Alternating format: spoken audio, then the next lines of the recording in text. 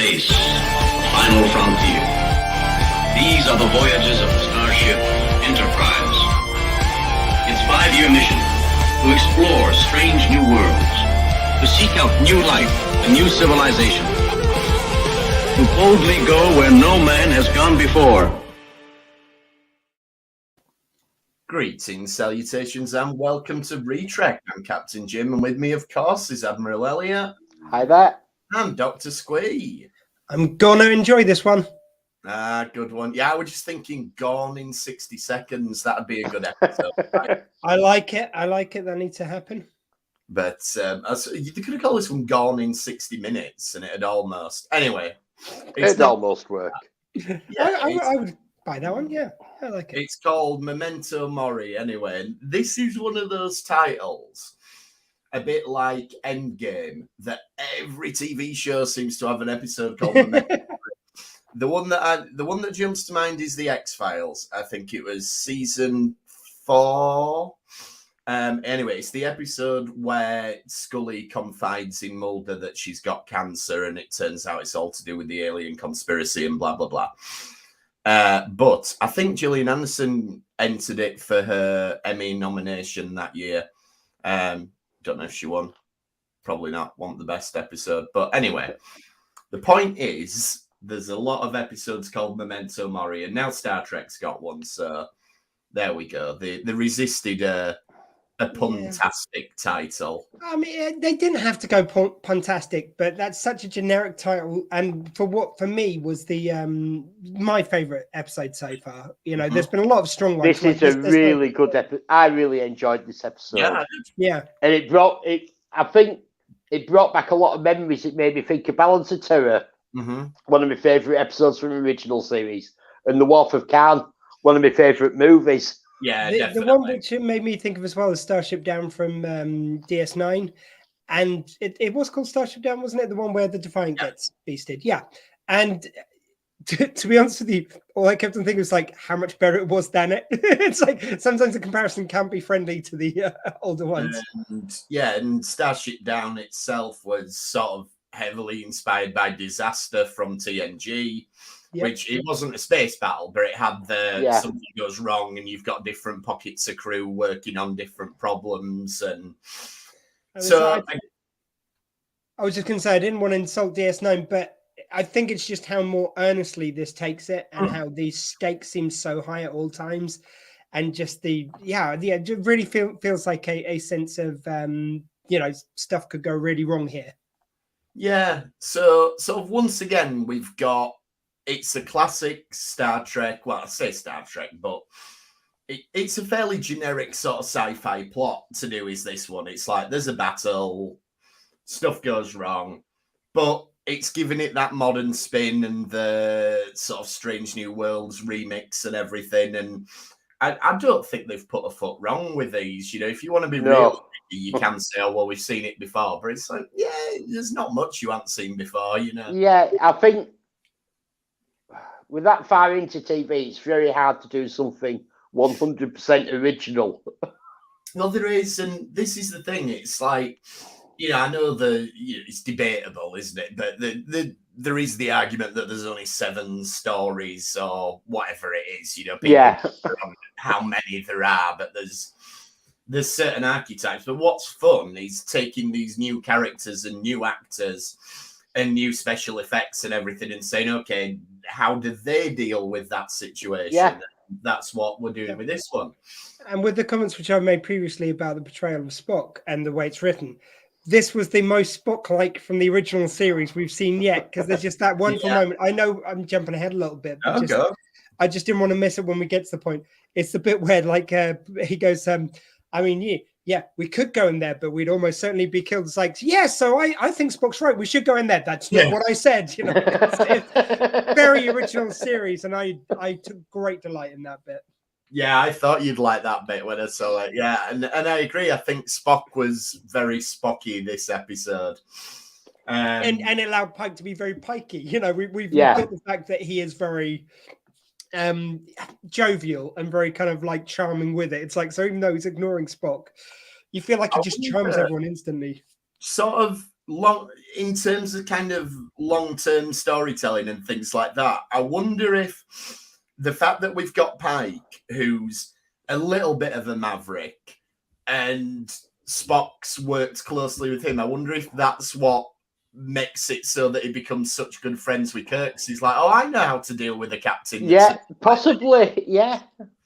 Yeah, and I think it's like, I mean, I love the fact that there are similarities certainly between Pike and Kirk, but then definitely not the same character. Like, you feel like Pike's a lot more empathetic. He's able to, even in kind of like battle situations, he's probably going to be like making a little charming joke, whereas Kirk would be probably a bit more earnest in that situation. So it's really nice to have that common thread, which makes it feel like the original series, but without being a clone. So that's so well done. Yeah, Pike, like in the first episode, I know we saw Pike with his girlfriend on Earth, but if it was Kirk in the situation when they went to the planet, Kirk could have slept with the president. And there'll be 3 women coming out that room. Oh, which one was it I watched the other day? I keep trying to revisit season 3 of the original series because, you know, it's not the best season of the original series. It has got some good episodes in there still. But it's one where it's certainly the season where I've rewatched it the least. So I keep thinking, I'm going to go back and watch a few. So I may have only seen this episode once or something like that. Anyway, I watched one of them. Wink of an Eye. That's it. And it is just that cliche of Kirk, like, it's all to do with the aliens are like working at a different temporal rate, so they're moving really fast so nobody can see them. And Kirk discovers this because they speed him up, and then the first thing she does is kisses him and goes, I've brought you here because I like the look of you. And you just I also love the fact the way that they figure out there's something that was like just that little noise which I was just making just a little background like a fly. Yeah. That's a good one. That's a good one. It's not for season 3. It's not too bad. Anyway, let's talk about the new episode. So we start off then. I mentioned this to Elliot when I saw him the other day. They're talking about Starfleet Remembrance Day, and they've got these little pins that go on the uniform. Memorial Day, and it's timed very well because it was American Memorial Day this week. Oh, there you go. It's almost so it's actually been released. Sort of in conjunction, there's been a lot on social media, the American audience going, "Way, we've got a Memorial Day," and they recognise Memorial Day with Star Trek. And so the next episode then is going to be the Jubilee episode to tie in with what the Federation presidents just celebrating their platinum Jubilee. Let's do that. It's the USS Union flag, which is just coming on the screen. And it's just like a starship, just like the Enterprise, but it's all in Union Jack colours. Yeah, well, that's the thing. It could be the Union Jack if it's a ship. So you're right. Yeah, it's not the Union flag if it's at sea. Exactly. Yeah, it's not the Union Jack if it's on land. Yeah. It's a ship. Anyway, so we were talking about, do you think this is a little nod to the fact that in the original series they had different logos on the tunics? Yes. I love that as well. I love that in this series you've got the different kind of logos. Yeah, I think it was a nod to what they did in the original series. Yeah, because, there's various different stories, but my understanding of it is that, and I know this phrase is bandied about a lot, but I think I'm using it correctly. But Gene's original vision was that everyone was going to have the Delta, and then it was somebody got the wrong end of the stick in the wardrobe department or something like that. And when they first had a different ship, they made the wrong tunics, but because of budget, they were stuck with it. And then it sort of became a thing that everybody, and it was just headcanon, it was fan it was fan assumptions that were made because we didn't have as much media then as we do now, and there wasn't an official Star Trek Twitter account to go out and say no actually, so it was always assumed that back in the original series days the Delta was the Enterprise's logo, and there were different logos everywhere else. Then because the Enterprise was so successful in its 5-year mission, they adopted it for all the Starfleet by the time we get to the movies. Yeah. But apparently that wasn't the original intention. And so when they've gone back and they've done Discovery and now Strange New Worlds, they've gone, you know what? It's just the Delta. Everybody knows that. So we're talking about with the Delta, you're talking about the badges, yeah? Sadly, badge, yeah. Yeah, because I thought, am I getting confused here? Sorry, are you talking about the different kind of like symbols within it? So they're I'm talking some of them were Deltas. They had all sorts of different badges. Yeah, when they met other ships, like in, for example, the Doomsday Machine, they go to whichever ship it is with Commodore Decker. The Constellation. They don't have the Delta. They have a different icon stitched into the tunics. Oh, okay. Yeah, I thought you meant the kind of symbols within the thing. No, different. So you've got in medical and everything in the original series, which they've copied. Yeah, sorry, I've got you now. Yeah. So, but what they say at the start of this episode is, we wear these badges and it has the symbol of our old ships in them, and we do it as a remembrance thing. And I just wondered if it was sort of a nod. I think it's a bit of a nod. Yeah. Yeah, just the badges. We're aware that they used to do that, but we've retconned it and we're just going to roll with it. So, Yeah.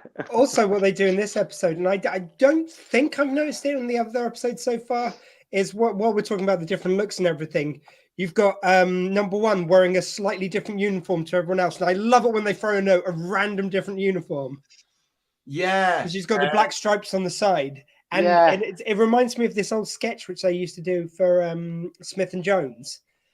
And they'd have this, it was like Nazi Germany, and you'd have this one guy behind the desk, and some guy comes in and goes, I am the guy who will act perfectly normally for most of the time. Then I will get suddenly very angry. Hello, I'm the man who's got the uniform slightly different from everyone else's. It will never fully be explained why. And different people come in and it's different kind of archetypes and stuff. Yeah. Just reminds me of that. I will have a different uniform this episode. No one will ever explain it. Well, Kirk had his green wraparound thing, didn't he? And you've got Picard had his Picardigan, which was slightly different with rubber epaulets when he was in the Dharma and Tanagra episode. Yeah, he rocked that for a little bit in season 5, didn't he? No, there's only one episode where it looks like that, though, because he's got the kind of like it's like the top looks like it's made out of rubber or something. It's just slightly different to every other episode. Yeah, I think it was... And never explained. And probably because of the action scenes and stuff. I think it was something, from what I remember, I think Patrick Stewart was like, I want a cool jacket. And they just were like, one episode. Yeah, you can have one for one episode and then that's it. I just love, for some reason, I love that when they just throw in a random different uniform. Yeah, and number one does have a slightly different one. I think I didn't mention this last week, actually, but she had a jacket on. Well, they all did when they were down on the planet last week, and they kind of reminded me of the jackets from the cage that the landing party had. Yeah, they did make, but they looked a bit more better tailored. Yeah. So, but yeah, very, very reminiscent of the cage uniform. Yeah, I do love the which cut. Makes sense. Yeah. And I love the cut, the main uniforms, the cut of them. They're so true to the original series, but just slightly modernized. It's nice. It's very well done. Yeah, they're similar to the Kelvin ones, but not completely the same. And yeah. You know what? It's just to bankrupt cosplayers, isn't it? It's like you've got your TOS one, you've got your Kelvin one. You know what? You can't use it. You need a Strange New Worlds one. You've got 30 Star Trek like original series kind of era captains, and they've all got a different uniform cosplayed. I remember the first Star Trek convention I went to. At the opening ceremony, I was sat behind these two guys. It was around the time Voyager had just launched, and obviously DS9 was still running. TNG had just finished, and there was a guy sat there. One of them had a TNG uniform on, and one of them had a DS9 uniform on.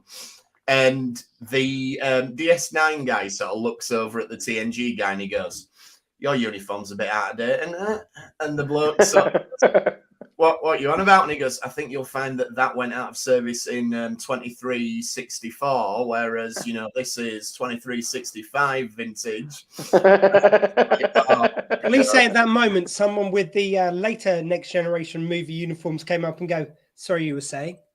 Yeah, that would have been good. But so that wasn't the best sort of experience of a first convention, because you think, oh wow, all the jokes that people make about conventions are actually true, and it is actually quite scary. Anyway, so you mean your first contact mission? Yeah, my first contact mission didn't go so great. So Hema, then we get Hema and Ahura, and there's this thing. They seem to be doing this building on the Ahura episode where she's not sure sort of how she fits in and everything. And I like the fact that Hema's very kind of, oh, I'm not sure you're up to this, and she shows how intelligent she is straight away. You know, he says, you couldn't possibly know this, that, and the other. And then she reels off all these. Yeah, all the details of what it is. And I like that. And again, I do feel like this version of Ahura has definitely taken some of its cues from the Kelvin films, in that we're presenting Ahura very much as like a child prodigy, genius. Yeah. Which doesn't contradict what we saw in the original series. It's just that we never did that much with her in terms of background, and I'm really enjoying it. I think that what they're doing is, when the original series was made, they did as much as they could get away with a black actress. Yeah, in that role, and they did as much as they possibly could.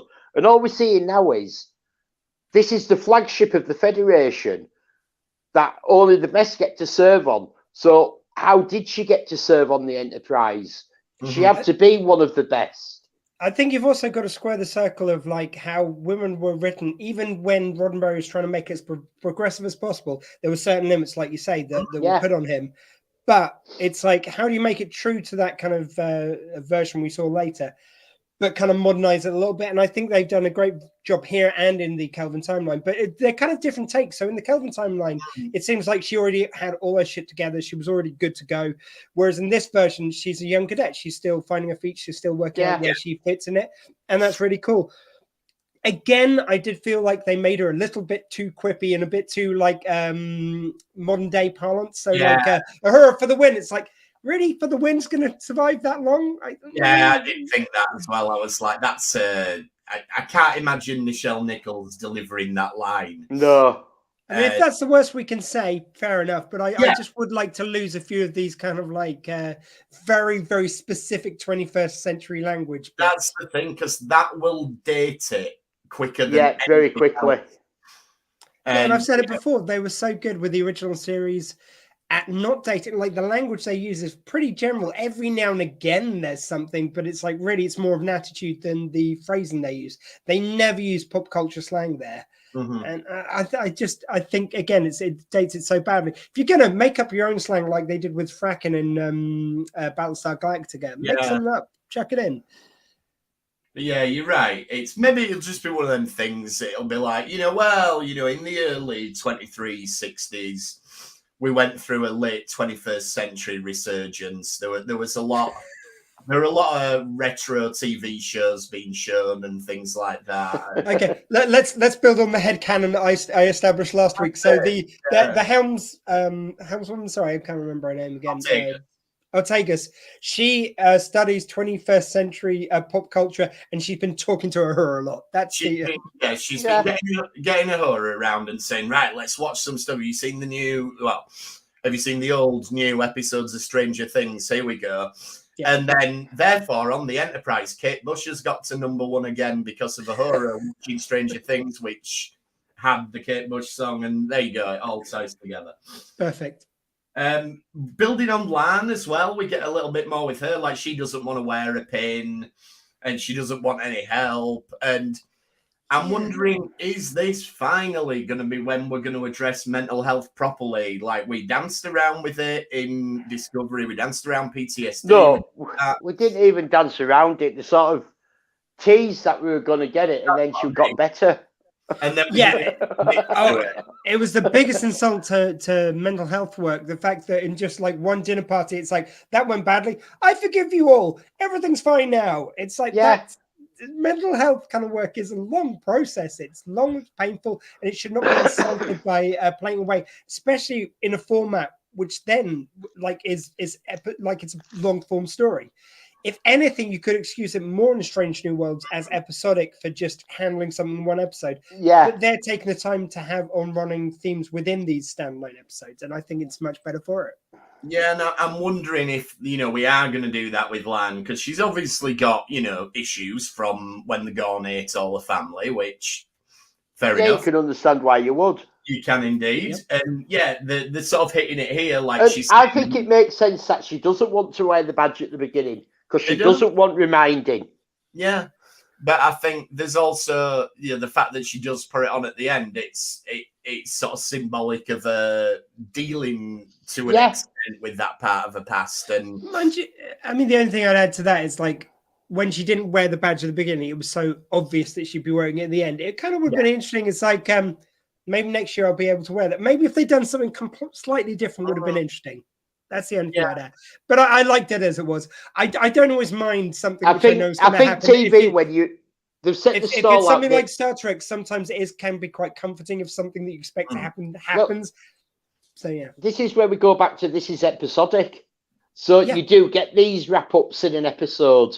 You do. And we're going to have to... And we wanted episodic TV, and we're going to have to get used to what happens in episodic TV again. That these sort of things do wrap up. And they've done quite a good job. Like we're going to have love affairs that are going to be over by the end of it, and they move on, no problem. Yeah, and I think they are very successfully having their cake and eating it too. So they're kind of like they'll do some wrap ups in the episode of that individual kind of setup payoff. But you'll also have like, but she has screwed up from her experiences. That's not going to get solved in one episode. That's going to be a long time thing, which is great. I like that they do seem to be dealing with it like that so far. But you know what? This isn't a good week for her in terms of post-Gorn traumatic disorder, because they only find a big massacre down on the planet. And there's a lot in this one about like the Gorn and what their tactics are and how they lure people in and things. And I like all like the setup to it is like they've damaged this ship, so they have to use the docking port. And it's because of the type of shielding, isn't it? And then they realize that we can't raise the shields because we've got the docking ports out. Yeah, and that's when the Gorn attack when they're most vulnerable. But Lan realizes it's the Gorn. She realizes what's happening. She sort of puts two and two together, and from experience, I know what's happening. And it's obvious that like there's no record of how the Gorn attack because people don't survive. Yeah, and it also seems like really credible that she would have given certain reports and stuff, but she was a kid when it happened, so there wouldn't be a detailed report on her experiences necessarily. And this is one where it does tread very carefully to not break canon, because in Arena they say we've never seen the Gorn, and in this episode they explain why. It's like, well, because everyone has seen him gets eaten. So, but you can still have seen a Gorn ship and not seen a Gorn, so it's not like in Enterprise where they brought the Ferengi in. And I also want to ask, was it just me who never really considered the Gorn as a specifically spacefaring kind of thing? I've always, because of the original series, I always considered them like they attack you on land. Like that's just, but it was a lovely kind of... because they were having the chase in space, weren't they? And they were struggling to keep up. You didn't see the ship, though, did you, in the original series? Not in the... Yeah, before the remastered. Oh, so at the beginning is there... okay. It's been a while. They are battling in space, but you don't see it on screen. And you just sort of have what's said on the bridge. Like you say, I'm not sure in remastered if it's back in there. Got it in the remaster, and what they've done is in the remaster, they went off the original sort of concept sketches of this is what the Gorn ship would have looked like if we'd have had any budget for it. And what we see in this episode is a variation on that. So it's very consistent with what the Gorn to look like. The way it was designed to sort of like just spin and kind of just go through stuff, it seems so kind of so consistent with what the species are as well. Yeah. It's really nice. So the setup then, and this is where it starts getting very Wrath of Khan, is after the initial attack, they say, right, well, we'll go into the gravity well of the brown dwarf, and what that'll do is it'll knacker all the sensors and everything like that, but it'll put the Gorn in the same position. Yeah. Which, yeah, it's great. It's always a good setup for the episodes because you do get the... I mean, they described it, didn't they, as submarines in space, and that is... Which is Balance of Tower. Yeah. It's also like a nice play on the idea that, like, usually it would be a comet or something they'd hide in. This time it's a black hole's gravitational well, which is a brown dwarf's gravity well. Brown dwarf, which then goes into a black hole. Yeah, I was extrapolating to what they go to later, but exactly right. Just talking about the black hole, and they did. This isn't the first time they've done it. They did do it in Discovery as well. But I love the fact that when we're showing black holes now, we're showing them what they actually look like, because it was only within sort of the last year that we actually got the first last couple of years, of a black hole. And we've had various sci-fi interpretations of what they might look like, but now it's like, oh, we actually know what they look like, so there it is. And also the submarine parallel is perfect because, like, at great depths you can get compressed, and the results of the black hole can, or brown dwarf, which are going towards the black hole, can compress the ship. It's all a very clever setup. And then we get the sort of disaster Starship Down elements of it, which is Hemmer and Uhura are trapped in the shuttle bay, and he's broke his hand, and the makeup department has been exemplary so far, but when he's broke his hand, it does look a little bit more Selector, because they've made this huge hand that's just sort of dangling, and it's a little bit daft. But where's that? Again, Uhura, though, doesn't use her like massive strength. She uses her wits, though, so she kind of goes on her back and kind of uses her feet to lever it. It's kind of all nicely set up as well. There's no ridiculous feat of human strength that she suddenly gets or something like that. She just uses her brains. And again, like, this is a sort of a classic trope where you've got the one character who's very reserved, doesn't really like talking to people, and you put them in a situation where they have to, and that opens up the character a little bit more. So, again, every TV show's done that, but it's good. It's interesting to do it with these two characters.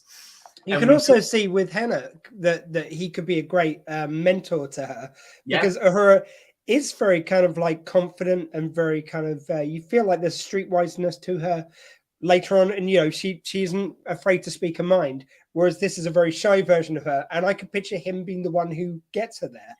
Yeah. And it does build on, again, they are doing really good with little subtle character arcs. Like when we were first introduced to Emma was that with Uhura, where she worried she'd made a faux pas about his lack of sight, and so they've already established an almost sort of prickly relationship between the two of them, and they're developing that, which is really good. And it does show how, even though we are doing episodic, you can still build a story. Like back in the 60s and even the 80s, to with TNG and things, to an extent, the character dynamics would remain exactly the same from your first episode right up to your last episode. Yeah. Whereas, like you said, Squee, they're sort of having the cake and eating it here, because we are doing character arcs and we are developing the characters. But if you just happen to dip into one episode randomly, you'd still be able to watch it and enjoy it without realizing that, these characters are a bit different than they were last week. They've moved on from something. And it may have been more subtle in the original series, but I think there's definitely kind of progression over time, just slight. They had to be very slight in it. But the relationship between Spock and McCoy in series 3 isn't the same as in series 1, because they've had those moments where they've had that kind of like shown care for each other, and they plus as actors they're getting to know each other. Exactly. Because they're working closer, so you've got two strangers who are given a script in the first episode together, but then 3 years on they've developed chemistry because they become friends in real life. Yeah, that's true. Right, I'm not going to dwell on it, but number one gets injured. Why didn't she just use the space magic? Because it wasn't a virus. Okay. Space magic only works against viruses. Right. And she wasn't in close proximity to someone else or something. Yeah. So the wound won't get infected then with any nasty viruses. Of course it won't, because space magic. Right, that's fine. As long as I know, so space magic cures viruses, but not hulls. Yeah. The main problem I've got with this storyline, again, I know it's jumping ahead a little bit, but it's when she goes, give the blood to her. That's an order. It's like, well, this is the one situation where that doesn't matter. That it's an order because it's where the doctor overrules you. That pissed me off. I don't know why. That one moment, I'm like, but the doctor could outrank. It's a classic Star Trek thing of the doctor outranking the, But it's also a classic example of Star Trek where the doctor overrides, but a commanding officer, when it comes to treating, always passes on and gives the order. I just wanted the one line where it was like, I could overrule that order, but I'll respect you. Just something like that. Yeah. Well, it's the nerd within me. The doctor can overrule the captain if they feel that they're impaired medically, but can they force treatment on someone if they refuse it? Not force treatment but her order was to give the blood to someone else. So she can order him to do a medical procedure on someone else. But that's also saying I'm refusing the blood. Yeah, but they could have basically done a bit of a workaround where it's like, I could refuse to give it to her. Yeah, but I can refuse to take it. Yeah, they could have done. Yeah, you're right. It doesn't quite land perfectly. There's again a minor quibble, really. Yeah. There's a couple of moments in this episode where there is almost a bit of foreshadowing and a bit of sort of dramatic irony. And one of them's Lan is talking to Pike, and she says, "Well, they're gone. They can't be. They're kind of like the Terminator. They can't be reasoned with. They will not stop." And all they're this. Relentless. Yeah, and she says there's no way you can do diplomacy or anything like that. But obviously we've seen Arena, and we know that Kirk kind of does. They come to sort of an understanding and a respect for each other in Arena. He has that thing where, I can almost call him a friend and, things like that. So... But I think maybe this lays the track. But Kirk fooled him into that. He had Kirk fooled him. Kirk fooled him into submission. And he shot him with a bazooka he made out of bamboo, which is impressive. And maybe there is something to this that the Gorn have met them in a space battle here. And it's through these kind of like, and we're obviously, I think this is my prediction, is that the Gorn are going to be the Klingons of the original series or the kind of Borg of Next Generation and Voyager, Kardashians of DS9 and all these other parallels. I think this is going to be the recurring villain. Where to be fair, my case, so just quickly though, my case is that because of this battle and future battles we're going to see, that's going to be the respect it's going to build of the Gorns for the Starfleet's tactical abilities. Yeah. And that's why when they meet Kirk, they respect their tactical abilities, and he proves that once again, and that's why they become friends. I was off to say that makes sense that the Gorn would become a recurring villain, even if we don't see them, because how Arena starts, they're having a pitched battle.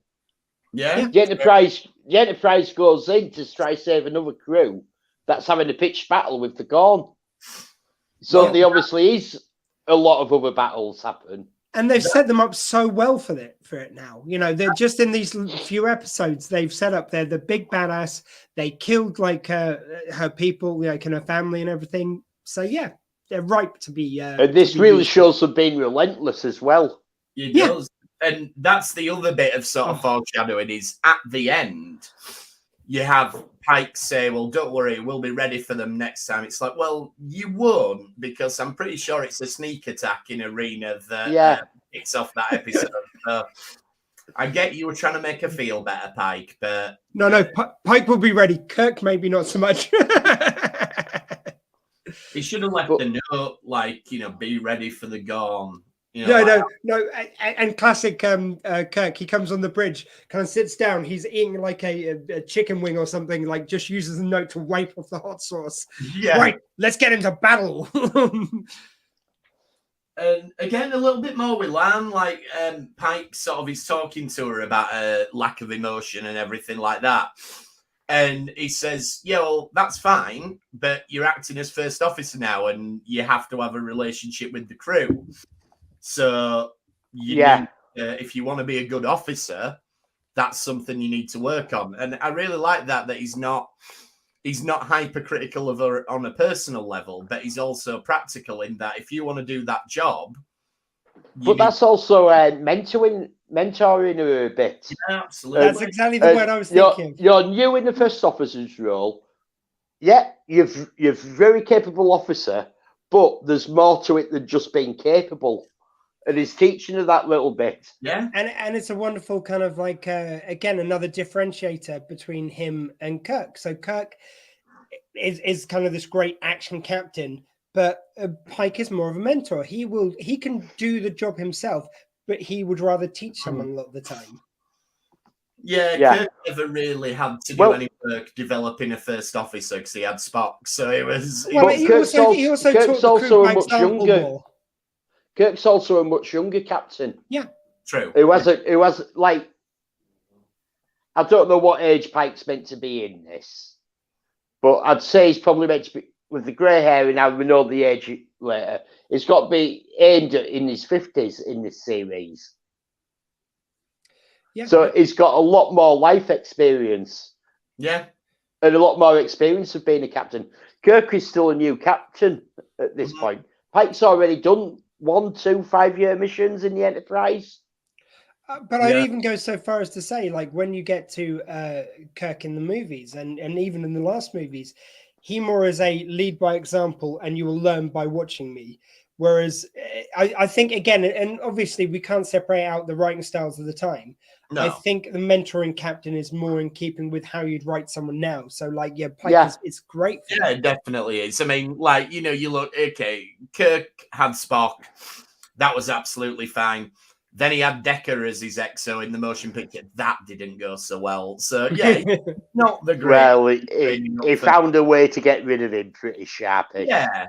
So he had Spock back for 2, 3, 4, 5, and 6. Yeah. I love the bit where Spock does whatever he does to make a radar. And they do explain it, but I just really like... It's sort of like... what was it? It was scanning for... It's sort of like part of the gas... Oh, it's for keeping it orientated. Yeah. On its Z and Y and X axes. It's how it keeps itself orientated. Yeah. And so he manages to use that as a way of... effectively like a red. Pike says, don't he, like, you've turned a compass into a radar. Yeah. This is what I want from my Star Trek, is clever people doing clever things. That's really good. And it's really clever how he takes out the Gorn ship. Yeah. And it's like, right, we've only got one torpedo. Okay. Tilt us down, facing down, let it fly under, release it now. Yeah. Boom. You also get the feeling like with the TV of the time of the original series, there was less kind of really explanation of like, right, this is a science officer. He should come up with like loads of science ways of getting out of scrapes and stuff. It's like the job you did was kind of almost tokenistic. It's like you're a character type. This is your character, and you're just going to play that in situations. Whereas, like, right, we've got a science officer. Let's have him doing science. We've got the communications officer. Maybe she should talk about languages a little bit. Yeah, it's a nice expansion of that.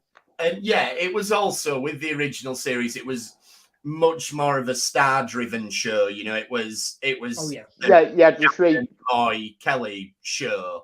Yeah, so 9 out of it's 10 it's like those 3 that came up with the solution. Like now, we've got an ensemble cast. You do not send your chief medical officer, captain, and first officer together as your people on a dangerous away mission. And I kind of love that this is the biggest show. I would say it's pretty unarguable that this is the biggest show everyone in here has been in. Whereas with the original series, you've got DeForest Kelly was a really established actor.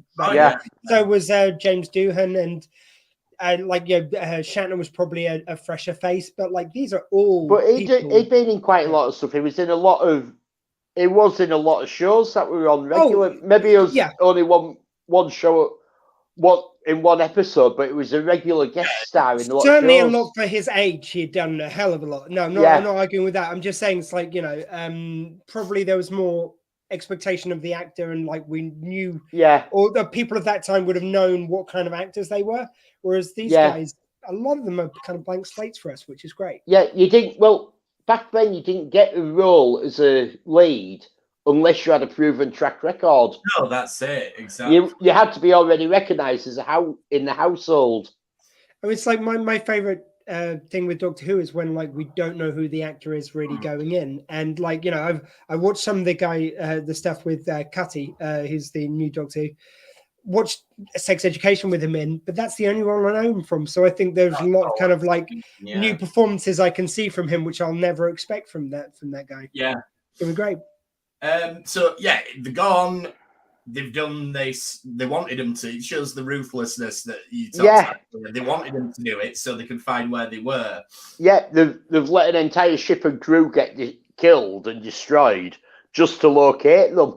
But then Pike has that clever thing as well of he draws them in because Lance told him how relentless they are, and it's like, right, well, we'll see. They'll get drawn in and they'll get destroyed. And I love there's a couple of times in this episode where Pike just sort of says, I've got faith in the ship, Enterprise can stand it, she can do it. And I really like that stuff. Yeah. There's a great line with Spock where Pike says, you've made the right decision. And Pike says, well, why doesn't it feel like it? And he says, for the same reason you did it, because you value people's life. And I'm yes! Yes! Oh, I was air punching in that scene. And that was just after they had to seal off the deck. Yeah.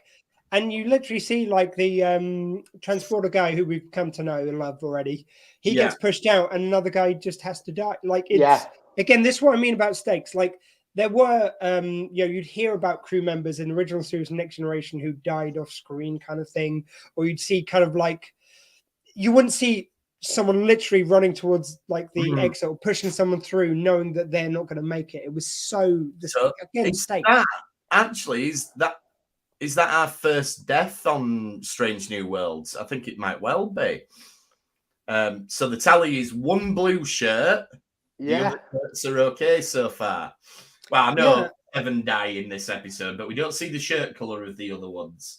So you get a really big payoff. You get a wonderful Spock line, which is very reminiscent of future lines he'll deliver, not only in the series, but the movies. Like, you've judged what you had to do, what you always did. Put the needs of others before the needs of yourself. That's that line, basically. It's just great. Yeah. And they want to go off in a shuttle, and he says, take the Galileo. And again, dramatic irony coming in. Spock's on it, so we know Spock's going to be okay. But as soon as there's Galileo, you're like, well, it's not going to get too rough then, because we know the Galileo's all right. They could have named another shuttlecraft the Galileo later, but as soon as they said Galileo, I was just, that just put a huge smile. Like, just these little references that put a smile on your face. And then this is where we get the mind meld then. And again, I like this idea that the kind of skirting round canon and things like that, because you get a bit where Lance says, well, I've heard what Vulcans can do. And that implies that it's not common knowledge that they can do this mind meld. It's not something that's openly discussed. Yeah. Which is very much how it's presented when it's introduced in the original series. Obviously, in the years since then, everyone knows about it. And every time you say it's dangerous, but there's zero casualties from this. Yeah, true. But again, this was a really nice moment of for everything I've said before about Spock's emotions and stuff in Strange New Worlds. This I really enjoyed, like the fact the emotional bleed we've already established long since is a result of mind melding. Yeah. So this was nice. When Lan says, oh, you had a sister, but it's classified, and Spock just says, yes, it is. We're ending this mind meld now. And I don't think they've ever so kind of like straightforwardly said that, right, according to the database, Burnham never existed at all. Like, basically, he has no sister.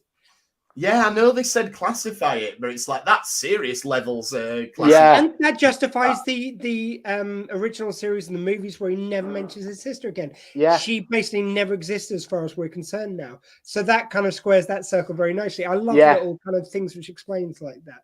Yeah, like you, I thought when they said classified, it's like, I thought the mission was classified. Yeah, I thought they were just going to say they died in some sort of mysterious circumstance, not that those people never existed. Yeah, oh, you remember Michael Burnham we used to serve with? Don't remember her at all. Don't know what you're talking never about. heard of her. You know, she started that war with the Klingons. I'm drawing a blank. And that's why in the Tholian web, when Spock says there has never been a mutiny in Starfleet, he's technically telling the truth because it's all been covered up. And yeah, it's great. And we can headcanon as well that it's probably Ash Tyler as the head of Section 31 that's done all this cover-up and things. Yeah.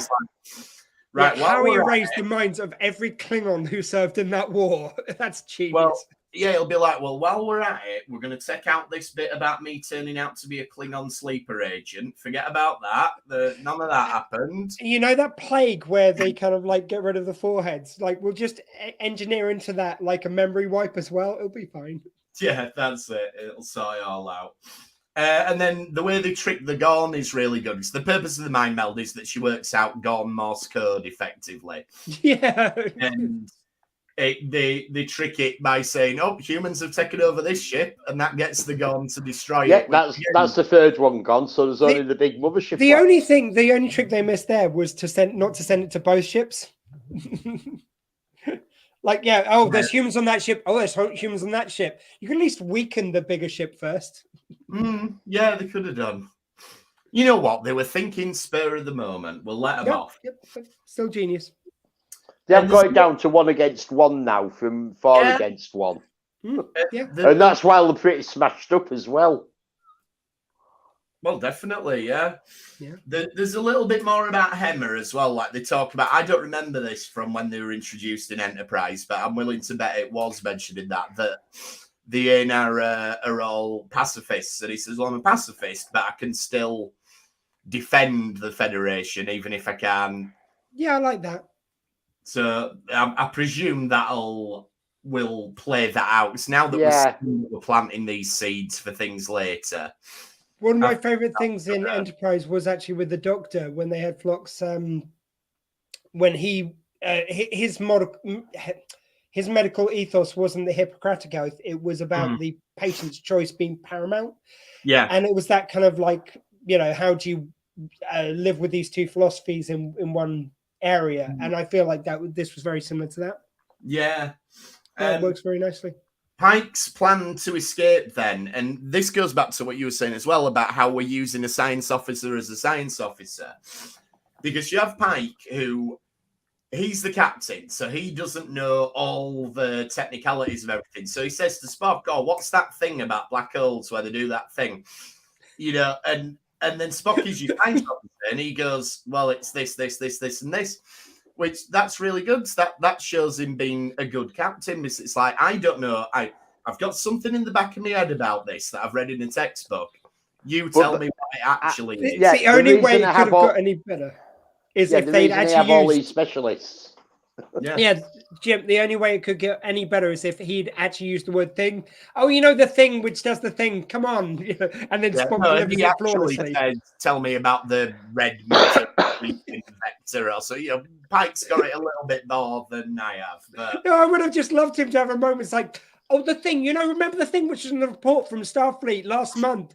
Oh, you mean about, and then he explains it flawlessly. I think that gets back to like Rimmer in Red Dwarf. It's all, you could have a running joke where Pike keeps getting it wrong. Like, yeah, tell me about directive.